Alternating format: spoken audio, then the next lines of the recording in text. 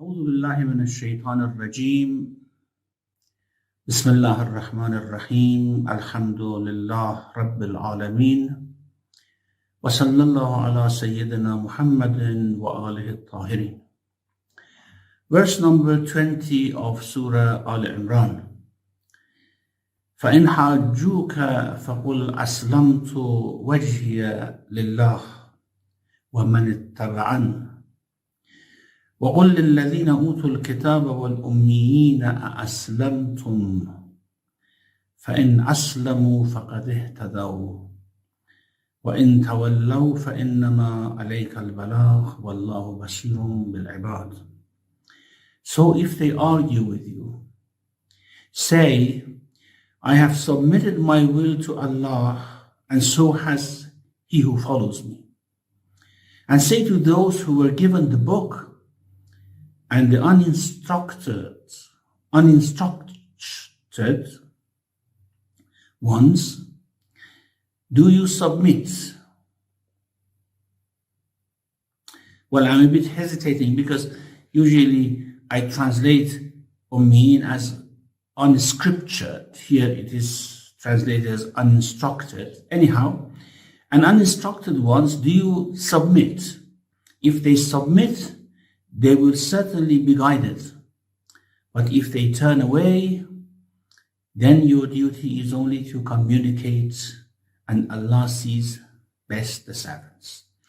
This is the turning point in the discussion in this surah, which shows that all the arguments, like for example, inna ad-din inda Allah al-Islam, شهد الله أنه لا إله إلا هو والملائكة قائما وأولو العلم قائما بالقسط, were actually a discussion between the Prophet and the delegation of Najran, the Christians of Najran. So here it says, and if they argue with you, who argue with you means that, of course, if the delegation of Najran argue with you about the faith that you have described for them, that first of all, شهد الله أنه لا إله إلا هو والملائكة وأولو العلم قائما بالقسط. Secondly, you have said إن الدين عند الله الإسلام. And all those descriptions, if they argue with you about it, if they say, no, this is not the true faith, this is not the true religion, then you tell them, فَقُلْ أَسْلَمْتُ وَجْهِيَ لِلَّهِ. My religion is this. This is my religion. I have submitted my will to Allah. And those who follow me, وَمَنِ اتَّبَعَنْ, and those who follow me. Why وَمَنِ اتَّبَعَنْ has come here? Well, it's natural that the Prophet, his followers should go on the path of his teachings. However, there is a very beautiful point here, and that is, whoever does not submit himself to God, their will to God, is not someone who follows me. It's actually telling us that if you want to be my followers, then you have to submit yourself to Allah. So, فَقُلْ أَسْلَمْتُ وَجْهِيَ لِلَّهِ وَمَنِ اتَّبَعَنْ. I have submitted myself to God, and those who follow me also submit themselves to Allah. Now, about Aslamtu wajhiya lillah, Sheikh Tabrasi in Majmu' al-Bayan mentions two meanings for it. He says that one meaning is that I have completely subdued myself to the command of God. Which command? That he says that you have to sincerely worship him alone. Al-Ikhlas fi Tawheed. This is how I have submitted. Well, submission, of course, is a very vague term. We submit to Allah, but what does that mean? We submit to him in terms of what he tells us about his Tawheed, commanding us to worship only him. This is fi ikhlas al-Tawheed. And how this is an argument against them, against the people of the book is that he is actually telling them something that they acknowledge, and that is Allah is their creator and they have to follow his command. And his command is that you should not worship anyone but me. وَلَقَدْ أُوحِيَ إِلَيْكَ وَإِلَى الَّذِينَ مِنْ قَبْلِكَ لَإِنْ أَشْرَكْتَ لَيَحْبَطَنَّ عَمَلُكَ. If you take partners for Allah, it is revealed to you and those who were before you. If you take partners, then all your actions would be in vain. The other meaning, he says that أَسْلَمْتُ وَجْهِيَ لِلَّهِ means أَعْرَضْتُ عَنْ كُلِّ مَعْبُودٍ دُونَ اللَّهِ. I turn away from every ma'bud, everyone who should be worshipped beside Allah subhanahu wa ta'ala, and I have purified my intention to his ibadah only. And this is something that in every religion they understand what it means. Now it says, Aslamtu wajhiya lillah. I submit my face. Now, of course, it doesn't mean my face, certainly. It means myself. Wajhi means nafsi here. Aslamtu wajhiya lillah means aslamtu nafsiya lillah. But because soul and nafs is something which is not visible, and we know people by their faces, and the face is the best qualifying feature of everyone. Therefore, it is sometimes used in place of soul and self. And also about Allah as well, we have it. كُلُّ شَيْءٍ هَالِكٌ إِلَّا وَجْهَهُ. Everything will perish except his face. It means the most manifest aspect by which we know him. So it means everything perishes except him. So when we say Aslamtu wajhiya lillah means I have submitted myself, my soul, my heart to Allah subhanahu wa ta'ala. وَمَنِ اتَّبَعَ وَقُلْ لِلَّذِينَ أُوتُوا الْكِتَابِ وَالْأُمِّيِّينَ. And tell those who are given the book and the ummiyin. أَأَسْلَمْتُمْ. Tell to those who are given the book is very clear. الَّذِينَ أُوتُوا الْكِتَابِ. Here, of course, in the context of the Quran, الَّذِينَ أُوتُوا الْكِتَابِ means Jews and Christians. Now, tell them, you have to submit as well. أَأَسْلَمْتُمْ is an interrogative, which means a command. Like what we have, for example, in the verse that's فَهَلْ أَنْتُمْ مُنْتَهُونَ. Are you going to desist? It means you have to desist. وَقُلْ لِلَّذِينَ أُوتُوا الْكِتَابِ وَالْأُمِّيِّينَ أَأَسْلَمْتُمْ. But it comes in interrogative because then there is a conditional after it, which I will mention. Now, who are the ummiyin? I think we have discussed this enough before in other sessions. Ibn Abbas, it is reported from Ibn Abbas and many other exegetes, and also it's reported from our A'imma alayhimus salam that الَّذِينَ لَا كِتَابَ لَهُمْ. Ummi is someone who has no book. It means who has no heavenly book. No heavenly book is given to them. And it's very clear here because ummiyin are placed beside الَّذِينَ أُوتُوا الْكِتَابِ. وَقُلْ لِلَّذِينَ أُوتُوا الْكِتَابَ وَالْأُمِّيِّينَ أَأَسْلَمْتُمْ. Tell to those who are given the book and to the ummiyin. So ummi may also mean illiterate, referring to either or ummah. However, the usage in the Quran is consistently, except maybe in one place, which may mean illiterate, as about people of the book, وَمِنْهُمْ أُمِّيُّونَ لَا يَعْلَمُونَ الْكِتَابَ إِلَّا أَمَانِي. There are people who don't know the book. Again, here, it doesn't mean illiterate in the sense that they cannot read and write. It means there are some of them who do not read the book, who are not familiar with the book. أميون لا يعلمون الكتاب إلا أمان. They don't know about the book, except some ambition, some sort of inspiring things which are told to them. So consistently, Ummi is used in the Quran as someone who doesn't have a book. And in the case of the Jews, they use this to mean Gentile. وَمِنْ أَهْلِ الْكِتَابِ مَنْ إِنْ تَأْمَنْهُ بِقِنْطَارٍ يُؤَدِّهِ إِلَيْكَ. There are some among the people of the book, very honest, very trustful. If you give them one sack full of gold, they give it back to you as an amana. If you trust them, they will, of course, meet the conditions of trust. وَمِنْهُمْ مَنْ إِنْ تَأْمَنْهُ بِدِينَارٍ لَا يُؤَدِّهِ إِلَيْكَ. And some of them, even if you give them 1 dinar, they would not return it to you. Why? Because they think that you do not deserve anything because you are not a Jew. ذَلِكَ بِأَنَّهُمْ قَالُوا لَيْسَ عَلَيْنَا فِي الْأُمِّيِّينَ سَبِيلٌ. Because they say, Ummiyin have no right and we can do whatever we want with them. We can take their money, plunder them, or whatever.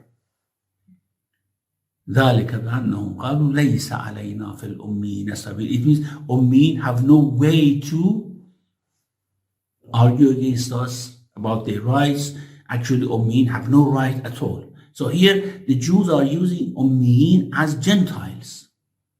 And this is why when Allah is actually addressing the Jews in Surah Al-Jumu'ah, He says, هو الذي بعث في الأميين رسولا منهم يتلو عليهم آياته. He is the one who has appointed a Rasul from among the Ummiyin. That's not among the Jews, those who are not given the book. Well, a term I have coined myself, it may not be right in English, but unscriptured, not uninstructed. That's what I have. And uninstructed may mean the same thing. They are not instructed in a book about the laws of God. So that's the meaning of it. And then it says, ذَلِكَ فَضْلُ اللَّهِ يُؤْتِيهِ مَنْ يَشَاءُ. This is the grace of Allah, gives it to whomever He wishes, whether Jew or Gentile. And then it says, قُلْ يَا أَيُّهَا الَّذِينَ هَادُوا إِنْ زَعَمْتُمْ أَنَّكُمْ أَوْلِيَاءُ لِلَّهِ مِنْ دُونِ النَّاسِ. And before that it says, مثل الذين حملوا التوراة ثم لم يحملوها كمثل الحمار يحمل أسفارا. It's not the matter, the issue is not that you are given the book, they aren't given the book. The matter is how much you stick to the book. And this is a good lesson for us Muslims as well. How we have the Quran, we are followers of the Quran, we are Muslims. It's not the matter whether you are given the book or not. The matter is how much you follow it, how much you practice it, how much you understand it. Otherwise, that's the example that Allah gives for some of those who were given the Torah. مثل الذين حملوا التوراة ثم لم يحملوها كمثل الحمار. Like the example of a donkey carrying books. So I think that's clear. Ummi is, the meaning of Ummi is a person, a nation, a group of people, Ummiyin, who are not given heavenly books. So, وَقُلْ لِلَّذِينَ أُوتُوا الْكِتَابِ وَالْأُمِّيِّينَ. Wal-Ummiyin, it means Mushrikul Arab at that time, certainly. And nowadays, of course, everyone who hasn't given a book but is not a Jew or a Christian. الذين أوتوا الكتاب وقل للذين أوتوا الكتاب والأميين أسلمتم means أخلصتم كما أخلصت لله.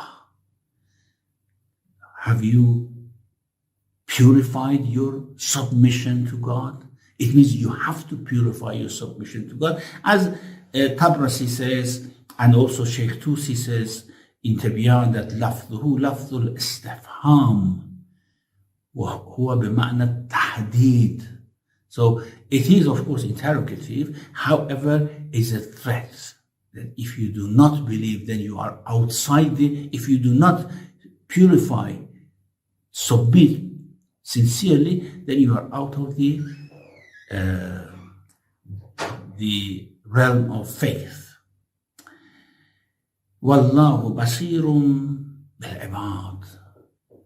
So Allah is aware of the servants. Here, of course, because this type of taslim, this type of sincerity is something that should come, that is only hidden in the heart. It's not something that we can judge about people. Of course, those people who do not follow the creed or follow the book, we know that they are not submitted. But those who follow the creed, we really don't know who is sincerely doing it or who is doing it for other reasons.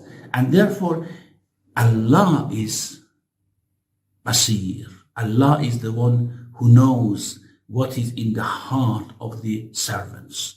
That's why this Wallahu Basirun bil Ibad has come here. However, before that, we have something else. وَقُلْ لِلَّذِينَ أُوتُوا الْكِتَابَ وَالْأُمِّيِّينَ أَسْلَمْتُمْ فَإِنْ أَسْلَمُوا فَقَدْ اهْتَدَوْا. If they want guidance, if they want hidayah, they have to, this is hidayah. And so the meaning of hidayah becomes clear in this verse as well. Hidayah is when you submit sincerely to Allah, follow His book. وَإِن تَوَلَّوْا. Now, of course, you cannot force them. فَإِنَّمَا عَلَيْكَ الْبَلَاغُ وَاللَّهُ بَصِيرٌ بِالْعِبَادِ. You only convey. You are only the one who communicate this message to them, and Allah knows best who follows and who does not follow. The duty of the Prophet, and also by extension our duty in our time, is not to gauge how much people believe or how many people believe or how much they improve in their faith. That's not our job as Muslims, as those who about whom the Prophet said, peace be upon him, that فَلْيُبَلِّغَ الْحَاضِرَ الْغَائِبِ. Those who are present convey to those who are not present. Those who know convey to those who do not know. Our duty, and of course the duty of the Prophet in the first place, is just to communicate this message. What happens in the heart of people, how they receive it, is not something that we have to be concerned about. It's Allah. Yes, we are concerned about how to convey the message, how to communicate it reasonably, logically, kindly. That's the matter of the way of conveyance. However, after you have done all these, then it is not our concern what happens in the heart of the people, whether they accept or they do not accept. The verse number 21. إِنَّ الَّذِينَ يَكْفُرُونَ بِآيَاتِ اللَّهِ. Here we have a shift, because the argument was with the Christians, فَإِنْ حَاجُّوكَ. However, then it goes into the history of Jewish people, how they dealt with their prophets. إِنَّ الَّذِينَ يَكْفُرُونَ بِآيَاتِ اللَّهِ وَيَقْتُلُونَ النَّبِيِّينَ بِغَيْرِ حَقٍّ وَيَقْتُلُونَ الَّذِينَ يَأْمُرُونَ بِالْقِسْطِ مِنَ النَّاسِ فَبَشِّرْهُم بِعَذَابٍ أَلِيمٍ. Those who defy Allah's signs and kill the prophets unjustly and kill those who call for justice from among the people, الَّذِينَ يَأْمُرُونَ بِالْقِسْطِ مِنَ النَّاسِ, inform them of a painful punishment. Now here, of course, if they do not submit, then they are those who defy Allah's signs. يَكْفُرُونَ بِآيَاتِ اللَّهِ. Ayat Allah here means حُجَجُهُ, his arguments, which is put forward by the Prophet, peace be upon him. They reject it, they defy it. Then Allah goes into their history. يَقْتُلُونَ النَّبِيِّينَ بِغَيْرِ حَقٍّ. They kill the prophets unjustly. This is something which has happened in the history of the Jews. We know that. And we have a hadith that I will read later on. And not only they killed the prophets, they killed those who also set foot on the path of the prophets, calling people to justice, calling people to ma'ruf. They killed them as well. إِنَّ الَّذِينَ يَقْتُلُونَ النَّبِيِّينَ بِغَيْرِ حَقٍّ وَيَقْتُلُونَ الَّذِينَ يَأْمُرُونَ بِالْقِسْطِ مِنَ النَّاسِ. Those people who advise and command to justice. A couple of things in this verse. First of all, يَقْتُلُونَ النَّبِيِّينَ بِغَيْرِ حَقٍّ, kill the prophets unjustly, may insinuate that, well, do we have just killing of prophets? Because it says يَقْتُلُونَ النَّبِيِّينَ بِغَيْرِ حَقٍّ, they kill the prophets unjustly. So can we imagine a case in which a prophet can be killed justly? Well, certainly not. So why is بِغَيْرِ حَقٍّ, unjustly, have come here? First of all, it means that we may say that this is, as they call it in grammar, al-qaydul tawzihi, not qaydul ihtirazi. It doesn't mean that there is a just killing as well for Anbiya. It only means that all killings of prophets is unjust. Secondly, maybe a better explanation for that is that the prophets never tried to call their people to faith by coercion, by force. They only called. Yes, of course, there were battles, and these battles were most of these battles, or all of these battles, were just defensive battles, just to fortify their position among their own community and protect the community. Not that they wanted to attack others. So it was unjust to kill them. Yes, we can say that had they attacked other people, forcing them to believe, then it would have been just to fight because we don't want to believe. Why are you forcing us? But it has always been unjust because the prophets never called people in this way. So this is another meaning. So we have two meanings for it. You can choose whichever you like. يقتلون النبيين بغير حق ويقتلون الذين يأمرون بالقسط من الناس.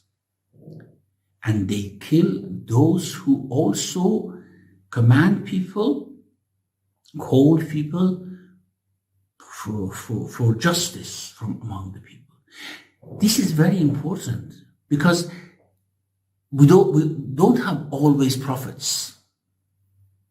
It's not the case that in all ages and all areas we have prophets. But yes, we may have people who call others to justice at every time and every place.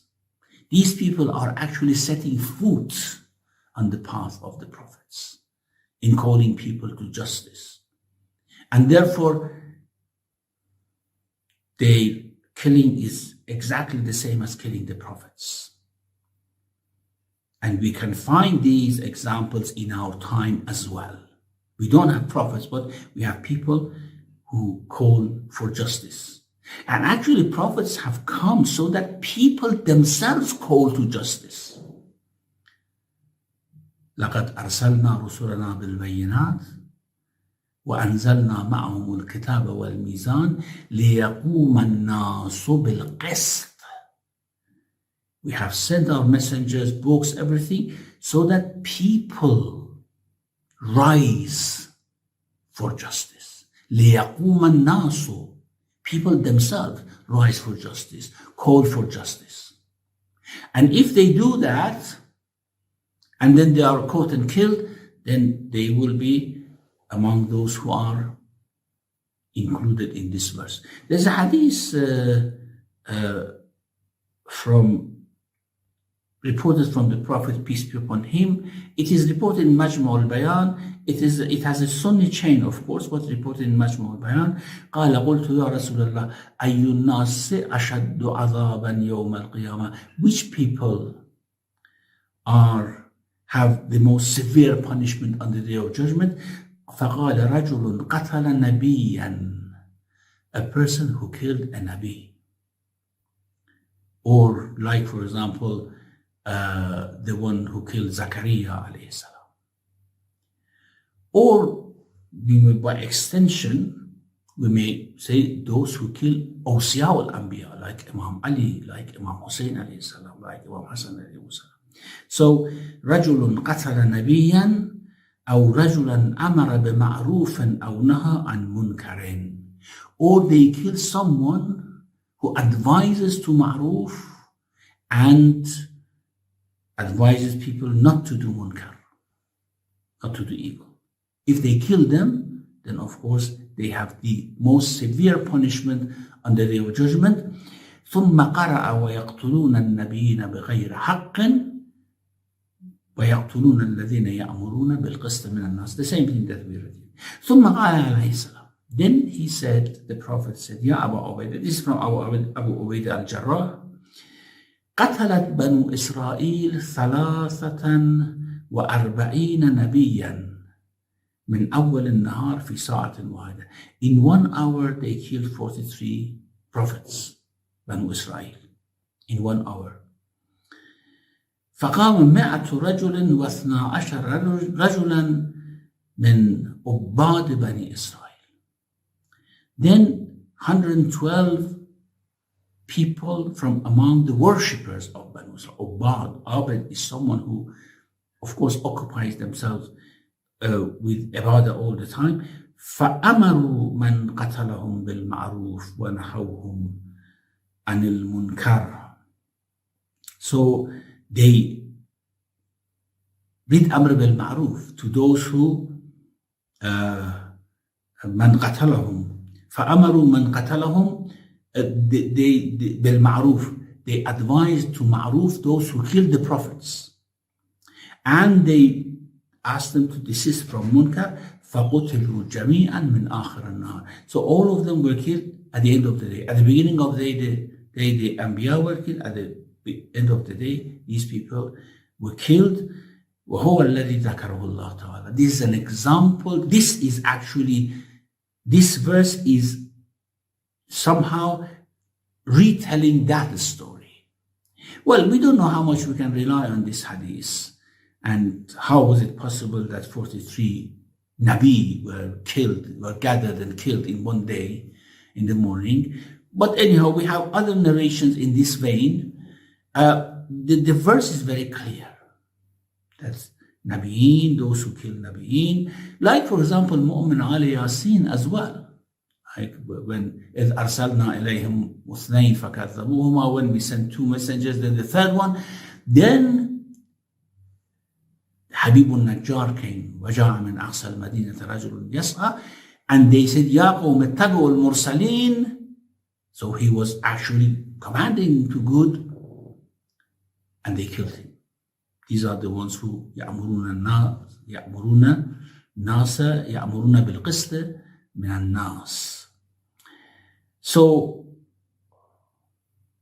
the other matter in this is that this was not happening at the time of the Prophet. Banu Israel were not doing this. Well, of course, they have said that if they agree with this history, if they still condone and acknowledge what their fathers did as good, then of course they will be included in this verse as well. Now, فَبَشِّرْهُمْ بِعَذَابٍ. Bashara is usually to give good news. بَشِّرِ الْمُؤْمِنِينَ, for example. Give good news. وَبَشِّرِ الَّذِينَ آمَنُوا وَعَمِلُوا الصَّالِحَاتِ أَنَّ لَهُمْ جَنَّاتٍ. Give good news to those who believe and do good, that they have paradise. But it's not usually used for bad news. So inform them. Here the translation is inform them of a painful punishment. However, the term is not akhbirhum, is bashirhum. As I said, bashir is used usually for good news.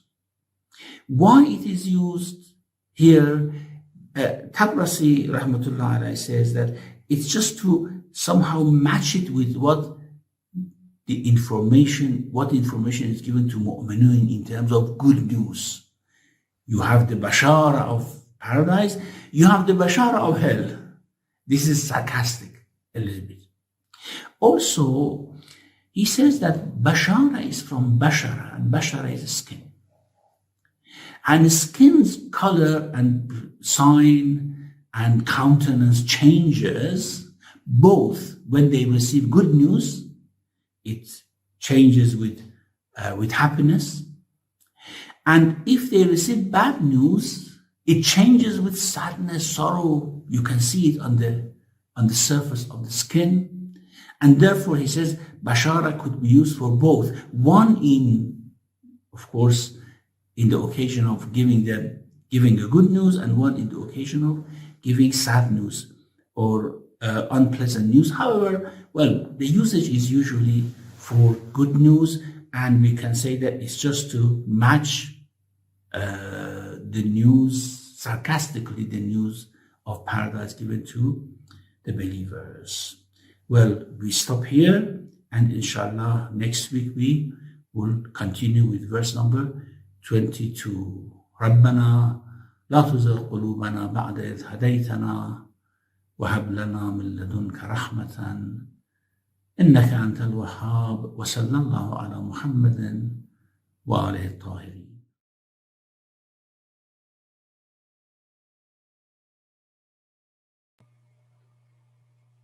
Thank you very much.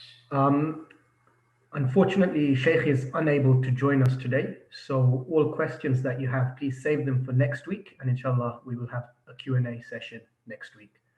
Thank you very much, and inshallah we will see you all next week. Assalamu alaikum.